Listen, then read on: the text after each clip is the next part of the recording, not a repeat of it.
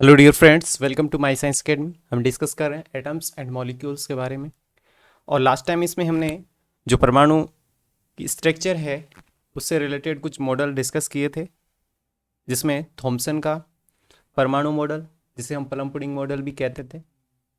तो उसमें हमने ये देखा था कि जो ऋणावेश है यादृच्छिक रूप से व्यवस्थित होता है। सेकंड मॉडल हमने देखा रदरफोर्ड का मॉडल, जिसमें अल्फा प्रकीर्णन प्रयोग से हमने ये पाया कि जो ऋणावेश होता है नाभिक के चारों ओर चक्कर लगाते हैं। और रदरफोर्ड का जो मॉडल था वो परमाणु के स्थायित्व की व्याख्या नहीं कर पाया था।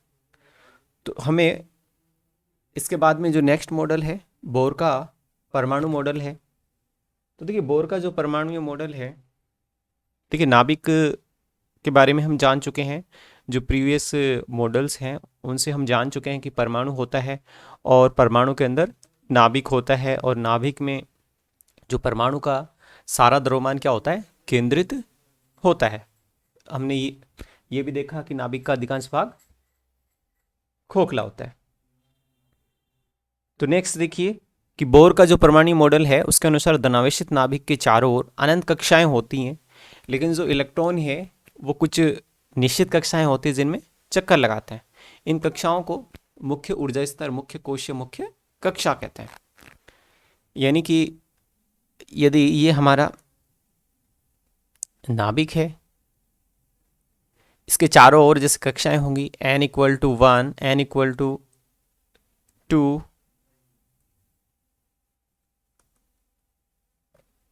n=3 and n=4।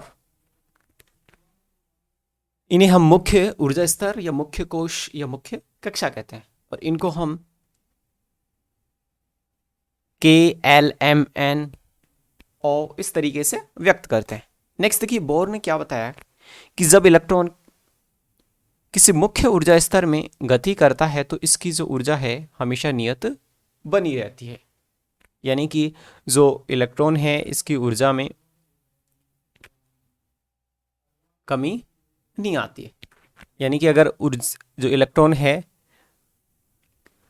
गति करते समय ऊर्जा का ह्रास करेगा तो इसे जो नाभिक में समा जाना चाहिए। यानी कि इस तरीके से अगर ये गति कर रहा है तो अगर इसकी ऊर्जा में कमी होती तो धीरे धीरे इसको नाभिक में समा जाना चाहिए, जो कि नहीं होता है। यानी कि इसकी ऊर्जा नियत होती है। जब इलेक्ट्रॉन निम्न ऊर्जा स्तर से उच्च ऊर्जा स्तर में गति करता है तो ये ऊर्जा का अवशोषण करता है। इसके अलावा जब इलेक्ट्रॉन उच्च ऊर्जा स्तर से निम्न ऊर्जा स्तर में गति करता है तो ये ऊर्जा उत्सर्जित करता है। अवशोषण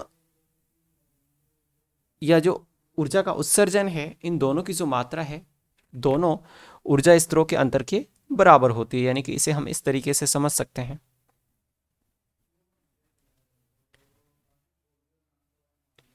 यानी कि ये जैसे कोई दो ऊर्जा स्तर हैं, तो इनको हम यदि ये मान लें कि एक ऊर्जा स्तर En1, दूसरा है En2 है, En2, तो जो ऊर्जा की मात्रा होगी इसको हम जैसे डेल्टा ई बोले तो दोनों ऊर्जा स्तरों के अंतर के बराबर होती है। नेक्स्ट देखिए, कोई भी जो तत्व है उसको हम निम्न तरीके से व्यक्त करते हैं ZXA, जहां जो Z हमारा एटॉमिक नंबर, परमाणु क्रमांक होता है। यानी कि जो तत्व में इलेक्ट्रॉन या जो प्रोटॉन है उनकी संख्या को हम Z से व्यक्त करते हैं। X उस तत्व का प्रतीक चिन्ह होता है और A एटॉमिक नंबर, यानी कि A होता है मास नंबर, यानी कि द्रव्यमान संख्या होती है, जो कि प्रोटॉन और न्यूट्रॉन के द्रव्यमान के इक्वल होता है। इसके अलावा अगर न्यूट्रॉन की संख्या निकालनी हो तो चूंकि A किसके बराबर होता है, प्रोटॉन और न्यूट्रॉन की संख्या के बराबर, तो कोई भी निकालना तो इनके डिफरेंस से हम निकाल सकते हैं। एग्जाम्पल के लिए हम देख सकते हैं 1H1 2He4, 6 कार्बन 12, 11 Na23 यानी 11 सोडियम 23, 20 कैल्शियम 40। तो ये जो नीचे वाली हैं ये जेड का मान है यानी कि इनके परमाणु क्रमांक है, और ये इनके मास नंबर है, द्रव्यमान संख्या है। नेक्स्ट देखिए, किसी तत्व को 6x12 के रूप में दर्शाते हैं तो प्रोटॉन, इलेक्ट्रॉन और न्यूट्रॉन की संख्या बताइए। तो देखिए ये होता है ZXA। तो Z यानी कि प्रोटॉन, इलेक्ट्रॉन की संख्या है, परमाणु क्रमांक कितनी होगी, 6 होगी। और ये होता है A जो कि प्रोटॉन और न्यूट्रॉन दोनों का योग होता है, यानी कि जितने प्रोटॉन उतने ही इलेक्ट्रॉन।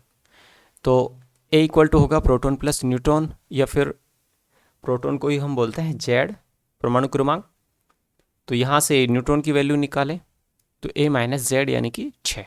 तो हमारा राइट आंसर इसमें होगा C।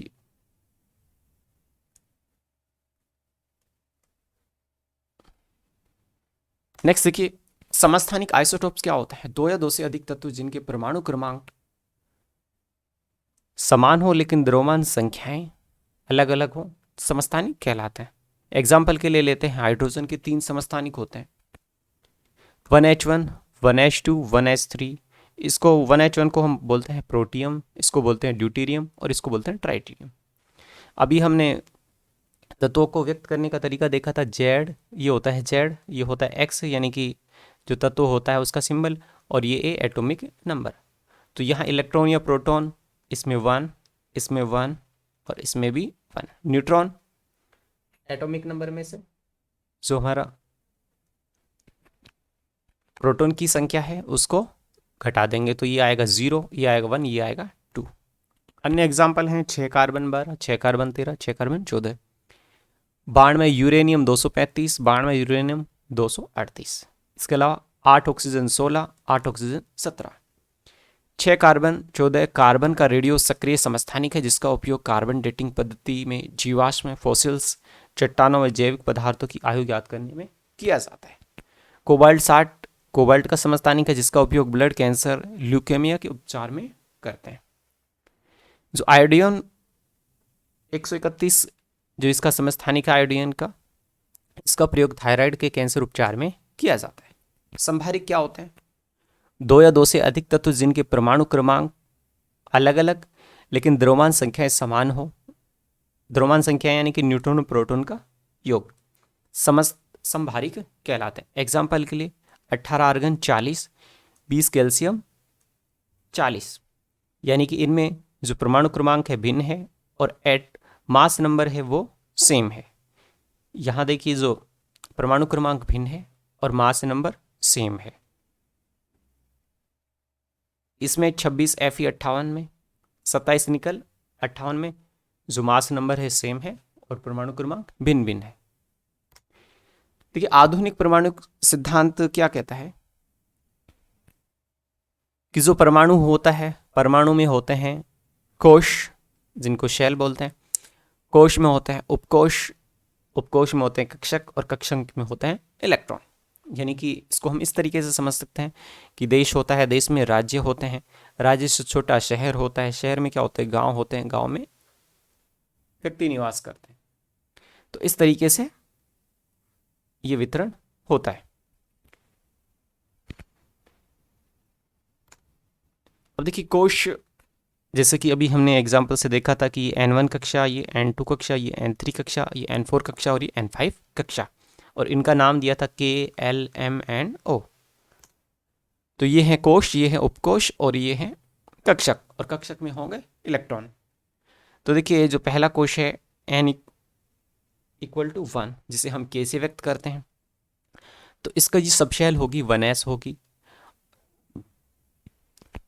अब जो एस सबशेल होती है उसमें 2 इलेक्ट्रॉन आते हैं और 2 इलेक्ट्रॉन को हम इस तरीके से व्यक्त करते हैं, एक का ये एरो और दूसरे का इस तरीके से। अगर केवल 1 ही होता है तो हम केवल ये सिंबल का यूज़ करते हैं। N इक्वल टू 2 L कोश है और इसमें उपकोश हैं 2s और 2p। S में अधिकतम 2 इलेक्ट्रॉन तो ये 2 इलेक्ट्रॉन फिल कर दिए। P में अधिकतम 6 इलेक्ट्रॉन तो ये 6 इलेक्ट्रॉन फिल कर दिए।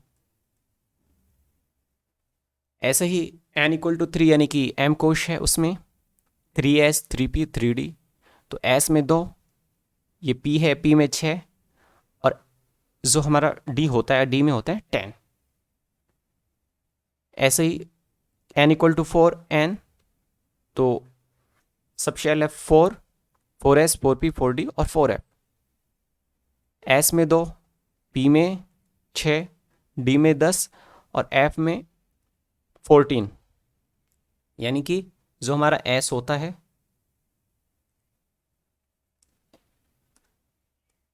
s में 2, p में 6, d में 10 और f में 14 अधिकतम इलेक्ट्रॉन भरे जा सकते हैं।